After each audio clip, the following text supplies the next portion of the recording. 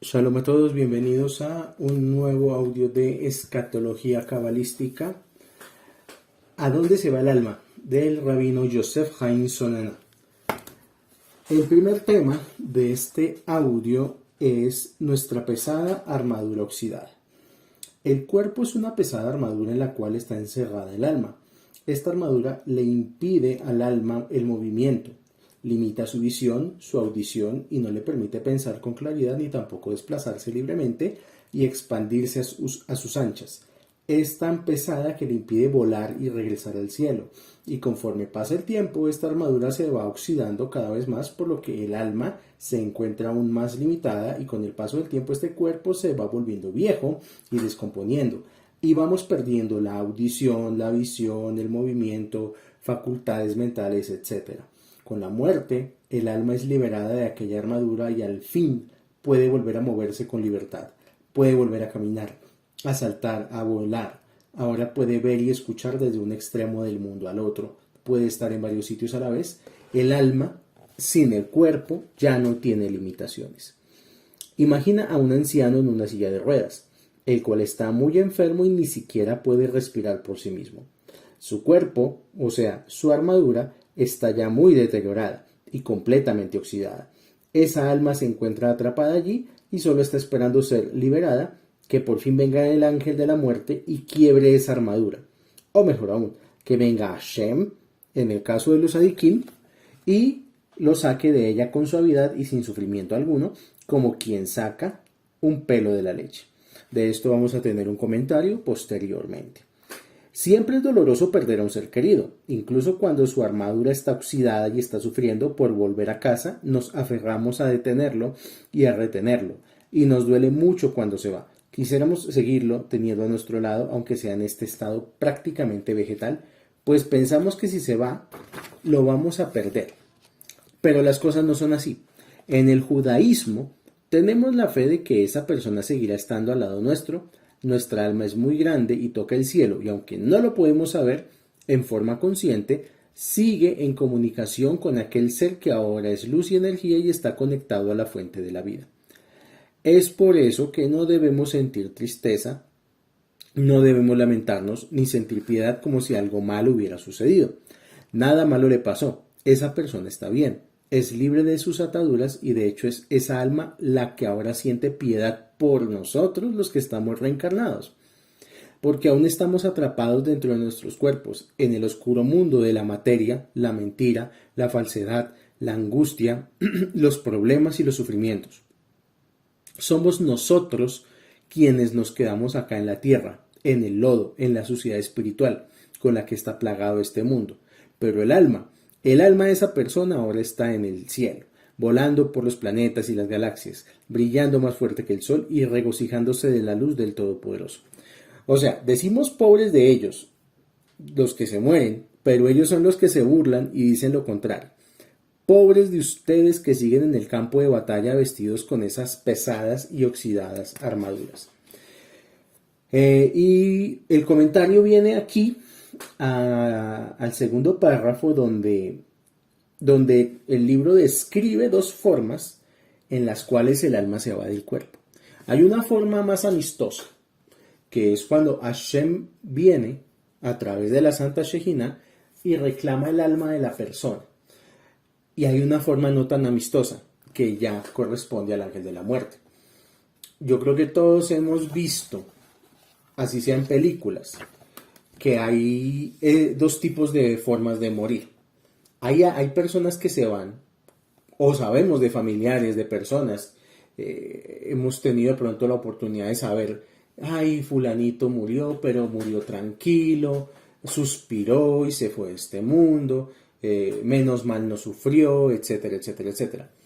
Y hay personas que se van en una agonía espantosa, o sea, Hasbe Shalom lo digo solo como un ejemplo pedagógico, pero hay personas a las que les llega, por ejemplo, una enfermedad penosa y duran años cargando la enfermedad, sintiendo los dolores y luego el último año de vida en una agonía terrible, pues hasta el momento en que expiran y se van con mucho dolor de este mundo. Y como este mundo es un mundo perfecto, donde las leyes de causa y efecto funcionan a la perfección, pues tiene que haber una explicación. ¿Por qué se da esto? Porque unas almas se van en paz y otras almas se van en una total batalla. La explicación viene del Zohar, donde nos dice que hay dos tipos de formas de morir. Hay una forma de muerte que se parece a cuando se arranca el algodón de los cardos y de los cardos espinosos, que el algodón se rasga. Y hay otra forma de morir que es cuando se saca como sacando un pelo de la leche, que es suavecito.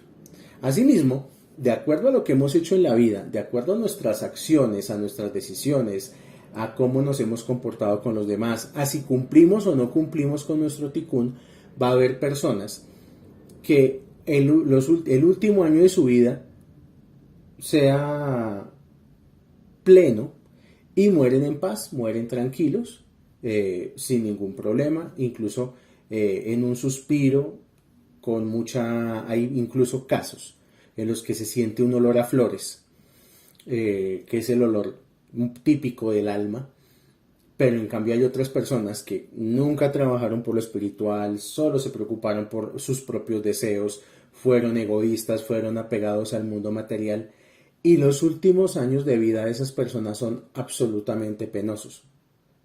Por primero decir que lo primero que se da cuenta una persona que toda su vida se dedicó solo al mundo material es que pues no se va a poder llevar nada de lo que tiene.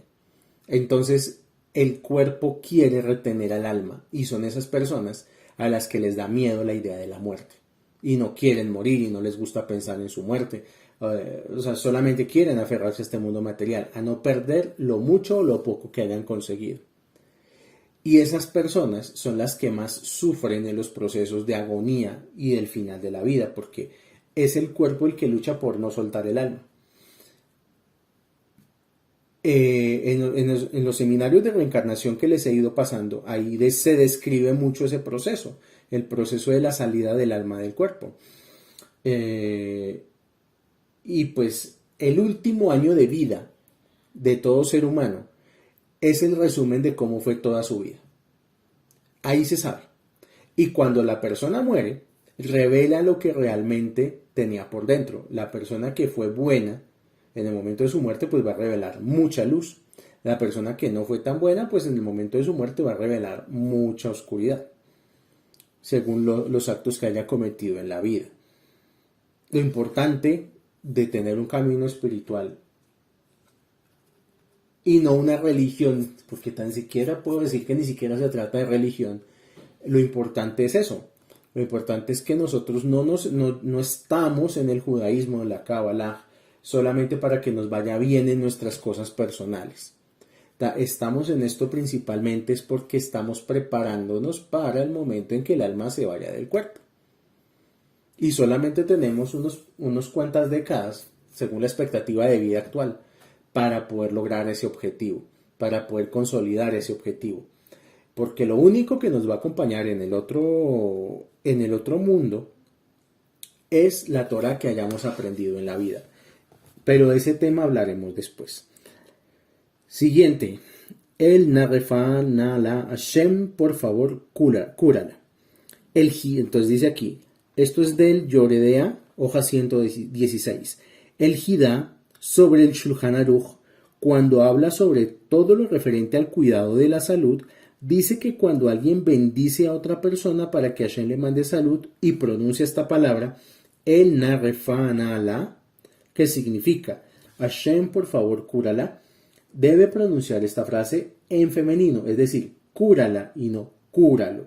O sea, aquí nos está diciendo este texto, que si un hombre, por ejemplo, alguien X está enfermo, hay que decirle cúrala, no cúralo o cúrale. ¿Por qué? La pregunta es ¿por qué? Si es un hombre, no una mujer. Hay varios motivos. Uno de ellos es que ese es el lenguaje original de los versículos de la Torá. Y las palabras de la Torá son muy poderosas, por lo que no debemos alterar sus letras. Pero el otro motivo es porque en realidad no nos estamos refiriendo a, por ejemplo, en nuestro caso, no es que estemos mandando el rezo para curar a un hombre o a una mujer, sino a ella. ¿A quién? A la Shejinah, al resplandor divino que metafóricamente sufre cuando hay un ser humano creado a su imagen y semejanza, pero que está sufriendo. Una interpretación más al respecto es que en realidad el rezo que estamos haciendo no es solo referente al cuerpo de la persona. No pedimos solamente que las células de su cuerpo se encuentren en armonía y que su carne, sus huesos, su piel y todos sus componentes estén íntegros y en buen funcionamiento, sino que su alma esté también sana y saludable, que espiritualmente esa persona esté bien y que su alma sea la que levante y fortifique aquel cuerpo enfermo para que aquella persona se cure. Lo que quiere decir esto es que las enfermedades no son el problema en sí mismo. Las enfermedades son apenas unas voces de alerta de que espiritualmente algo no anda bien con la persona. O sea, cuando una persona ya definitivamente no quiere crecer, progresar espiritualmente, se ve reflejado en las enfermedades que tiene. Hay un listado de cada tipo de enfermedad con que conecta espiritualmente. Eventualmente les pasaré esa lista para que cada persona identifique según lo que le duele en el cuerpo qué es lo que le está pasando a nivel de alma. Porque si no, lo que pasa es que la persona dura en un proceso en el cual únicamente cree que su dolor o su enfermedad se cura a través de medicamentos y cree que la solución es medicarse, pero en realidad la solución de fondo no es esa. Ese es un paliativo solamente para no sentir dolor o para tener bajo control la enfermedad, pero la solución de fondo es mirar en el alma qué es lo que la persona no está haciendo en su trabajo espiritual y por eso le están mandando una enfermedad. Las enfermedades muchas veces son eso, llamados de atención de los mundos superiores para que la persona reaccione y se ponga pilas. En alguna ocasión, en una de las clases de Zohar, explicaba este fenómeno, que cuando una persona no quiere corregir su vida espiritual, no quiere corregir a su alma, no quiere corregir lo que ha hecho en vidas pasadas, su alma también puede tomar la decisión de no estar más en ese cuerpo. O sea, cuando una persona no cambia, sigue igual año tras año y antes peor, su alma dice, no, esta persona ya no quiere cambiar, yo quiero salirme de este cuerpo. Y la primera señal son las enfermedades. Pero Hashem no manda la enfermedad desde un comienzo, de golpe. No es, digamos, el estilo del Creador en su infinita misericordia. Inmediatamente una persona comete un error, darle un guarapazo. No es así. Pero Hashem sí va dando claves y señales de cómo la persona tiene que comportarse de acuerdo a qué le van pasando cosas. Entonces, por ejemplo, a veces nosotros no vemos esas señales, pero de pronto una persona se tropezó, se pegó. Y uno dice, me pegué con la puerta, me pegué con la pared, me pegué con el vidrio. Eso ya de por sí es una señal de que desde los mundos espirituales nos están llamando la atención. Pero bueno, la persona pues no presta atención, viene algo más. De pronto es que la persona pierde un negocio que ya era fijo y ya el negocio se dañó. Hay pérdidas materiales.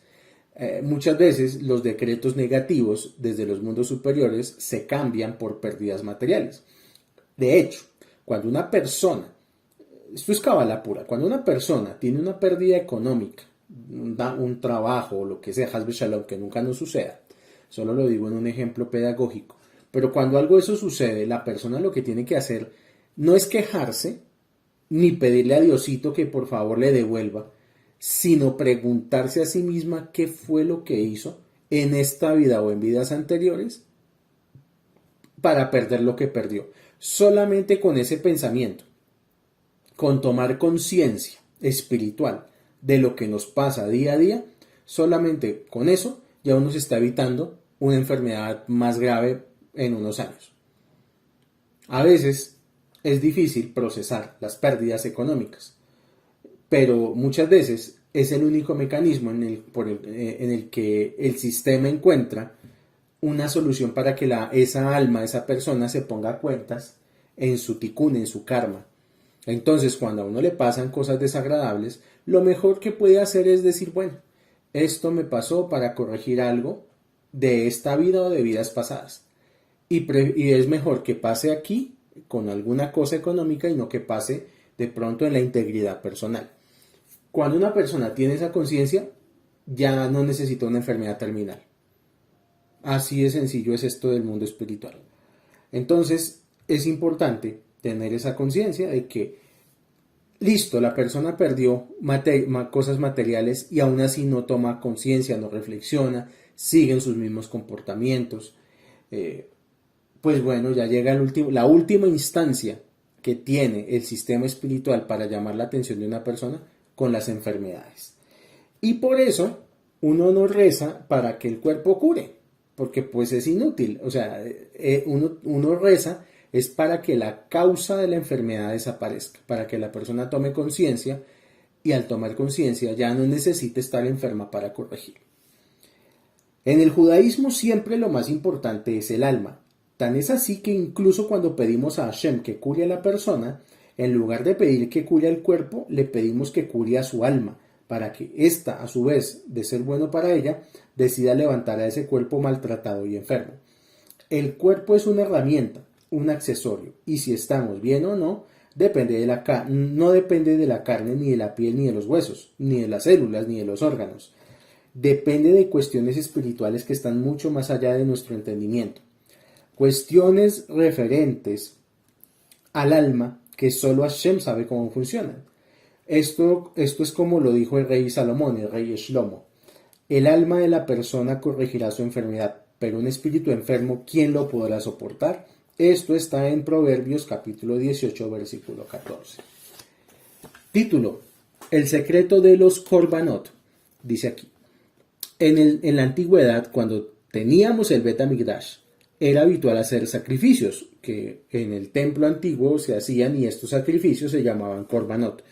Se degollaban animales sobre el altar de Hashem. De hecho, la Torá, sobre todo en el libro de Levítico, en Vayikra, nos explica de forma detallada cómo realizar estos sacrificios.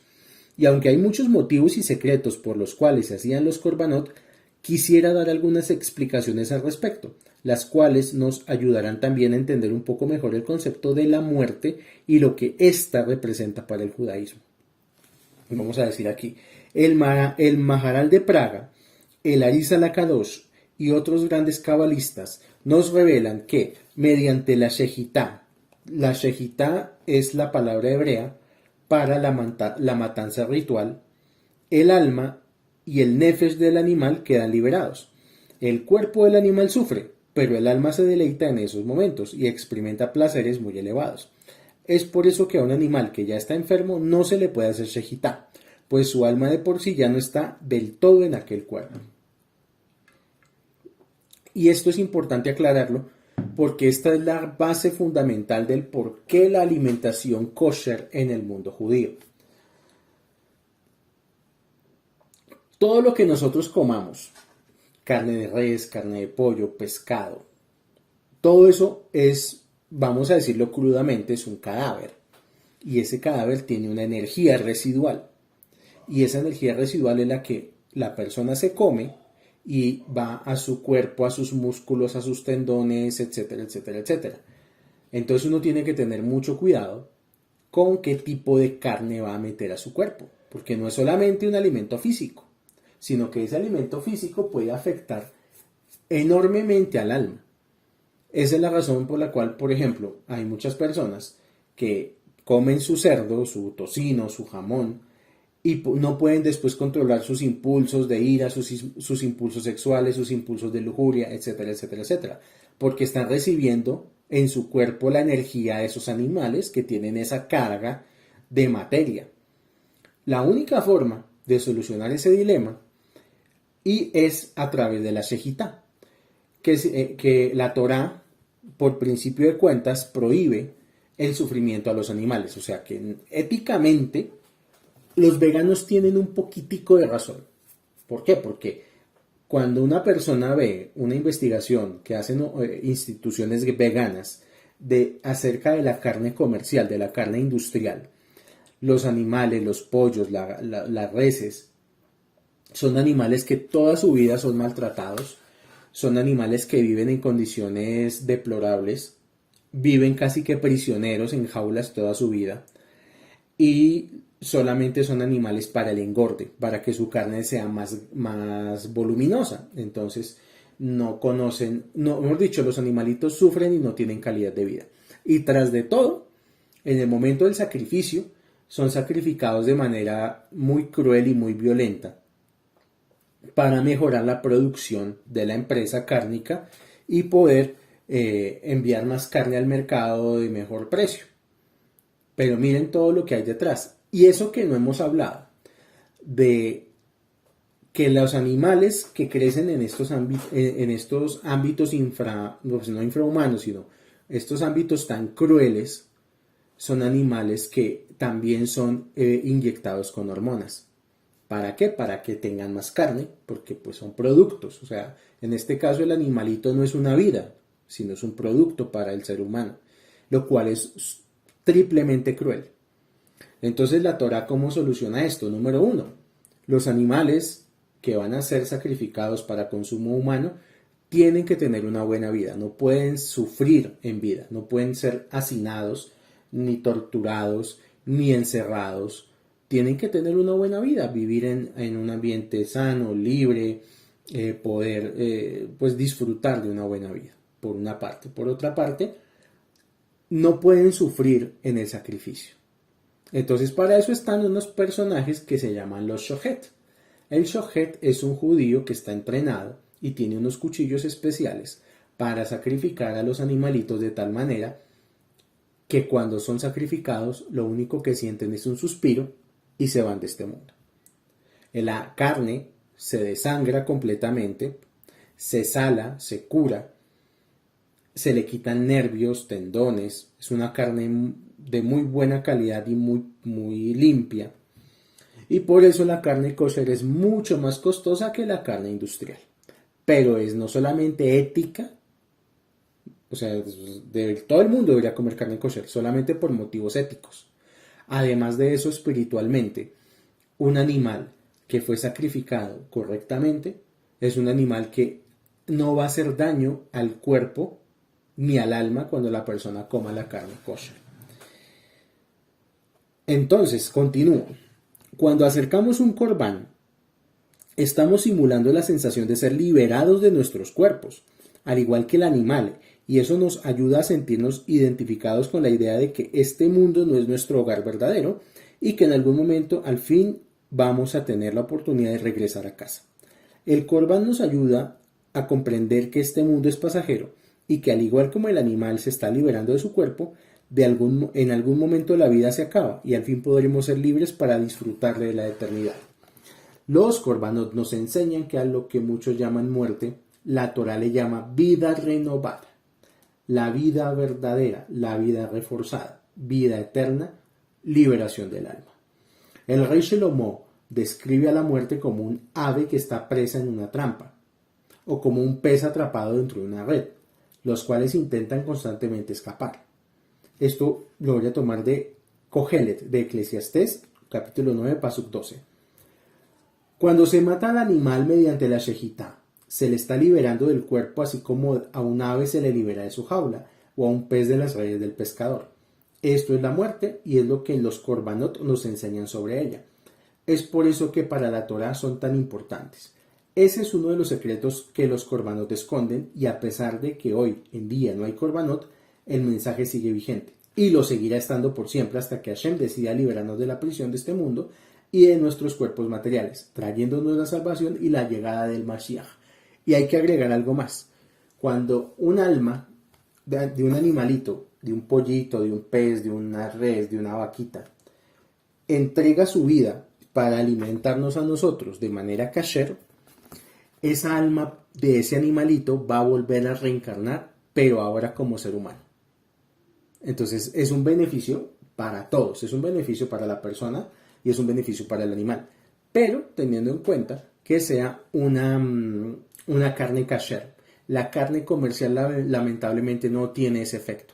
no lo tiene y tiene esa característica de que al contrario puede hacerle mucho daño al alma de la persona y hacerlo antes caer más en las trampas del mundo material. Título: La despedida del alma. La mayoría de la gente piensa que la muerte es algo físico, el cese de las funciones corporales básicas. No obstante, en un sentido espiritual, la muerte es algo muy distinto. Es la separación del cuerpo y del alma. Punto. O sea, muerte es separar el cuerpo del alma. Esta separación no se produce en forma instantánea, más bien ocurre en etapas, produciéndose cada fase en un momento específico. Entonces, ¿cuáles son esas etapas y cuándo ocurren? Las etapas vienen primero 30 días antes de la muerte, luego el momento de la muerte, luego los primeros 30 días después de morir y luego los 12 meses, o sea, cuando cumple la persona un año de muerte. Primero, 30 días antes de la muerte. Las enseñanzas místicas de la Cábala nos dicen que la primera etapa de la muerte se produce 30 días antes de la muerte. En ese momento se produce una sensación parcial entre el cuerpo y el alma. Esto se representa mediante el distanciamiento del Selem, o sea, el cuerpo espiritual, cuya semblanza es idéntica a la del cuerpo físico. El Selem es lo que llamamos, o lo que la Torá describe como la imagen con la cual Dios creó al hombre. Todos sabemos, en Génesis, que Hashem dijo, vamos a crear al hombre a nuestra imagen y semejanza. Pero decodificando a la luz de lo que estamos estudiando, el Selem es la imagen y eso está también impreso dentro de nosotros. Entonces los 30 días antes de que la persona muera, el Selem ya se ha ido. Durante ese periodo de 30 días, el alma visita el cielo cada noche y regresa. Por supuesto, la mente de la persona por lo general no está consciente de esto. Sin embargo, esto nos debe hacer reflexionar. Y esto último que dije está tomado en el Zohar Vallejí, hoja 217, donde relata que el sabio Rabbi Itzhak sabía que su alma subía y bajaba los 30 días antes de morir. Pero entonces uno se empieza a preguntar cosas. Y aquí lo va a aclarar el mismo texto. Dice: a menudo pareciera que la gente dice cosas enigmáticas en los días y semanas antes de su muerte. Y al momento de ser dichas, quienes las oyen apenas se percatan. Una vez fallecida la persona, no obstante, sus familiares y amigos empiezan a recordar las últimas conversaciones que tuvieron con el difunto y entonces pueden darse cuenta de que eran premonitorias de su inminente deceso. A veces pasa que hay personas que de pronto se acercan y hablan en términos que a uno nunca le habían hablado, hacen las paces con uno, como que hacen como que se están despidiendo. Y uno a veces siente, uy, fulanito, ¿por qué me dice eso? Uy, me sonó raro, como si se estuviera despidiendo. Y resulta que fulanito al poco tiempo muere. O por ejemplo, supe el caso de una persona que murió en un accidente de moto. Eso hace por lo menos unos 4 años tal vez. Y la mamá relata que ese día, antes de salir el hijo en su moto, la abrazó, pero que ella sintió en el abrazo la despedida. Sentía que ese abrazo era de que ya era hora de decir adiós. Y pues el chico salió en la moto y se mató, lastimosamente. Entonces esto pasa 30 días antes de la muerte. Empieza el proceso para prepararnos a despedirnos de este mundo. Luego viene como tal el proceso de la muerte. Momentos antes de morir, la vida de la persona pasa ante sus ojos. La persona ve la presencia de Hashem, o sea, la Santa Shejina. El alma experimenta entonces un anhelo de estar con Hashem y abandona el cuerpo. Es cuando la persona ya ha fallecido. El alma no queda sola para realizar el ascenso al cielo. Las almas de familiares y amigos fallecidos reciben al difunto y lo acompañan al cielo. Aquí hay que hacerle una aclaración. Esta descripción es bonita porque está hablando de sadikim, o sea, de personas justas, de personas buenas, que sienten la presencia de la Shejinah, se van de este mundo. O sea, como que todo transcurre de una manera muy bonita, muy pacífica. Pero en el caso del 99% de las personas no es así. A la mayoría de los seres humanos no los está esperando la Santa Shejina, sino todo lo contrario. Los está esperando el ángel de la muerte. Y hay personas que, por ejemplo, describen que ven sombras o que ven un hombre con un sombrero, pero que no le ven la cara. Es porque no los está esperando Hashem, los está esperando el ángel de la muerte. O incluso esas experiencias de túnel, de personas que dicen, ay, había una luz muy bonita y yo me fui tras de esa luz, la luz al final del túnel. Pues esa luz es el ángel de la muerte, para que la persona caiga en la trampa. Entonces tener en cuenta eso para tenerlo como referencia dentro de nuestro estudio. Que hay una forma bonita, que es cuando la persona se va triunfante de este mundo, y sí, que el ascenso al cielo es espectacular, pero hay otra manera que no es nada chévere, y lo que le espera a la persona mucho menos. Ahora, listo, ya pasan los 30 días antes de la muerte, la persona ya murió, ahora vienen los primeros 30 días después de fallecida la persona. Aunque el alma sube al cielo, visita este mundo durante los primeros 30 días. El alma y el cuerpo son juzgados juntos, y con ese objeto el alma debe descender a este mundo. O sea, sigue el alma visitando su tumba. Por eso es importante una persona siempre ser enterrada, no que la persona sea cremada inmediatamente. Porque si la persona es cremada, entonces pierde esta oportunidad de ascenso y descenso. Y como no hay un testigo físico de lo que hizo esa alma en este mundo, que viene a ser el cuerpo, pues lamento decir que lo que la persona hizo en vida no cuenta para nada. Y tiene que volver a reencarnar en las mismas condiciones, como si no hubiera hecho nada, mejor dicho. Es igual para los que nos gustan los videojuegos. Este es un ejemplo. Es como si estuviéramos jugando una partida de videojuegos y apagáramos la consola de videojuegos y nunca hubiéramos guardado la partida. Pues que nos toca empezar desde el comienzo otra vez. Es algo similar.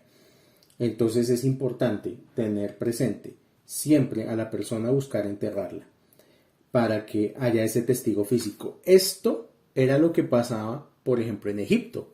Si nos vamos al libro de Shemot, de la Torá, la verdadera esclavitud del faraón a los egipcios y a los hebreos no era solamente una esclavitud de trabajos forzados, sino que el único que tenía derecho a ser enterrado con su cuerpo lo más intacto posible era justamente los faraones y la familia del faraón.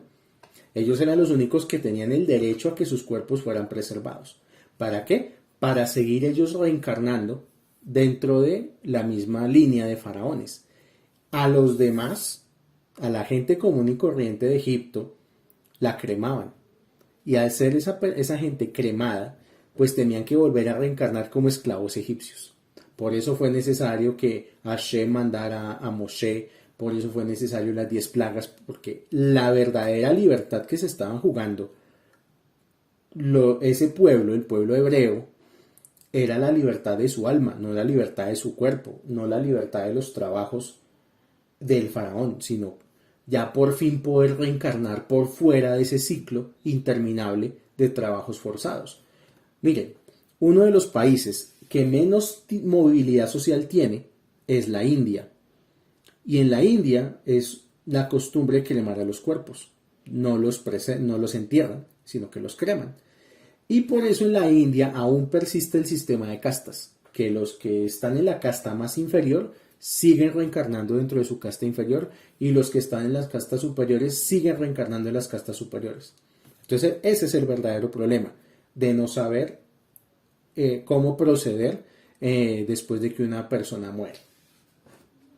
Y finalmente vienen los 12 meses después de que la persona murió. Pese a que el alma ha ascendido al cielo, mantiene un vínculo con el cuerpo durante 12 meses. A veces baja a este mundo. Una vez transcurridos estos 12 meses, ese vínculo ya se disuelve y el alma finalmente sube al cielo.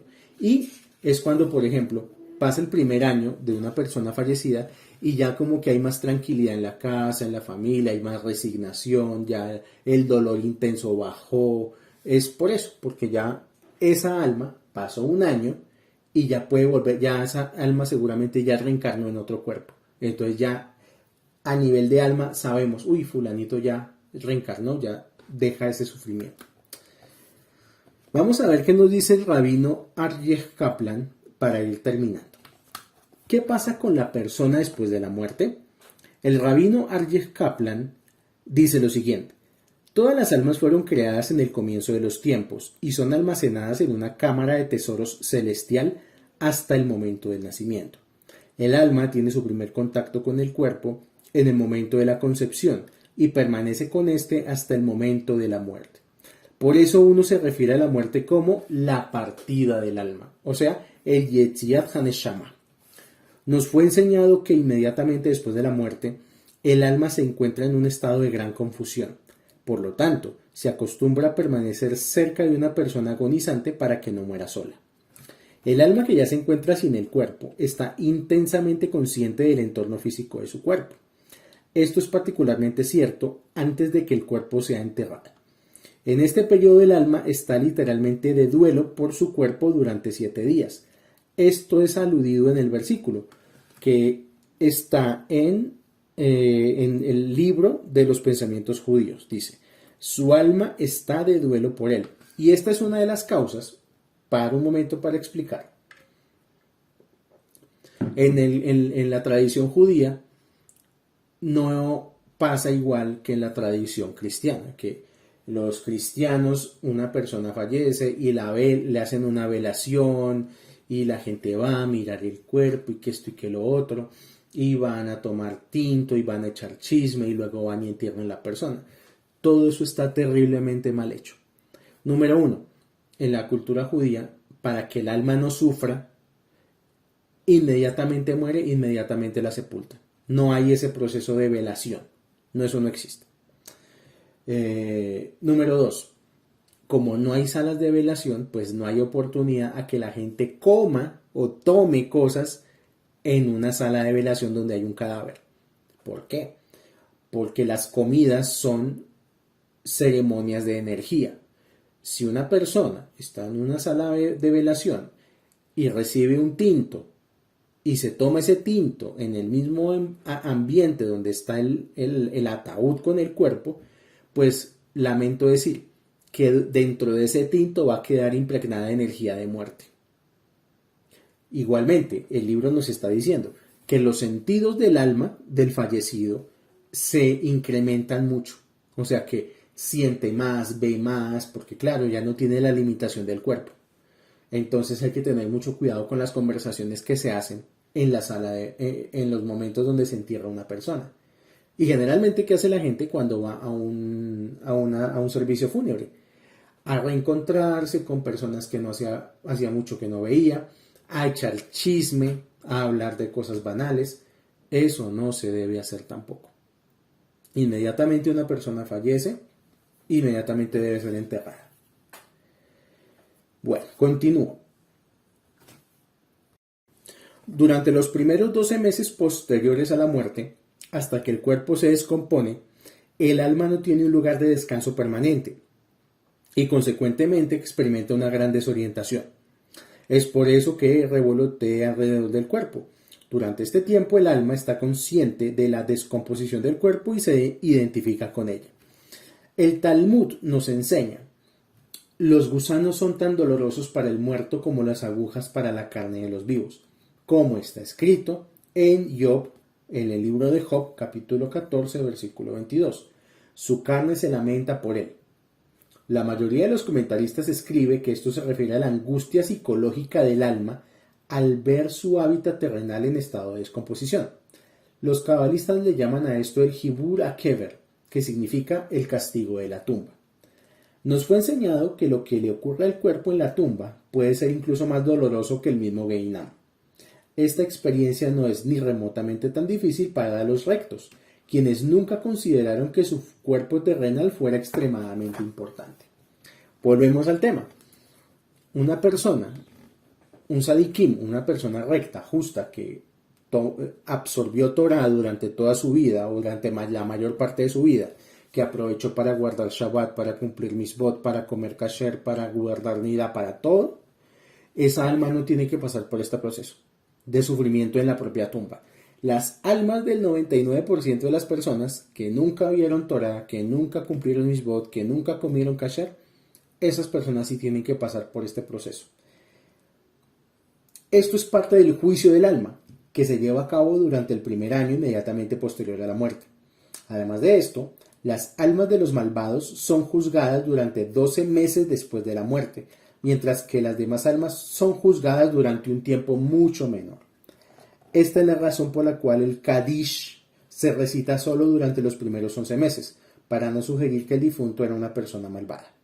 Por esta misma razón, al mencionar el nombre del padre durante el primer año posterior a su muerte, uno debería decir que sirva yo de expiación para su lugar de descanso. El juicio principal después de la muerte es el Geinam, en donde el alma es limpiada con un fuego espiritual y es purificada para que pueda recibir su recompensa eterna. Las almas de los rectos pueden progresar hacia niveles más y más elevados en la dimensión espiritual. Respecto a esto, Dios le dijo al profeta: si caminas por mis caminos, entonces te daré un lugar para que te muevas entre los ángeles parados allí. Esto está en Zacarías capítulo 3, versículo 7. Dios le estaba mostrando al profeta Zacarías una visión de ángeles estacionarios y le estaba diciendo que él podría moverse entre ellos. Pese a que los ángeles están atados a su plano espiritual particular, el hombre puede moverse y progresar de un nivel a otro. Esto también es aludido en el versículo de Eclesiastés capítulo 12, versículo 7. El polvo vuelve al polvo como era, pero el espíritu vuelve a Dios quien lo dio. Algunas autoridades sostienen que los sabios llaman Olam Haba, o sea, el mundo venidero, a la dimensión espiritual en la que entra el alma después de dejar el cuerpo. Sin embargo, la mayoría considera que el Olam Haba es una etapa completamente nueva de la vida en la tierra, que será introducida recién después de la era mesiánica y la resurrección de los muertos. De acuerdo a estas autoridades, después de la muerte, todas las almas pasan a una dimensión intermedia llamada Olam HaNeshamot, que es el mundo de las almas, y es allí donde realmente son juzgadas y donde luego continúan hasta la resurrección y el juicio final. Con estas palabras cerramos el estudio semanal de escatología cabalística. Le damos gracias a Shem por darnos esta oportunidad de conectarnos a la distancia, de compartir sabiduría espiritual, que esta sabiduría nos dé fuerza y claridad para dejar las dudas sobre lo que tenemos que realmente hacer y a lo que realmente nos tenemos que enfocar en este mundo físico, pasajero y efímero, que es dedicarnos a fortalecer nuestra alma para enfrentar la siguiente dimensión, que es algo inevitable para todos. Shalom, shalom para todos.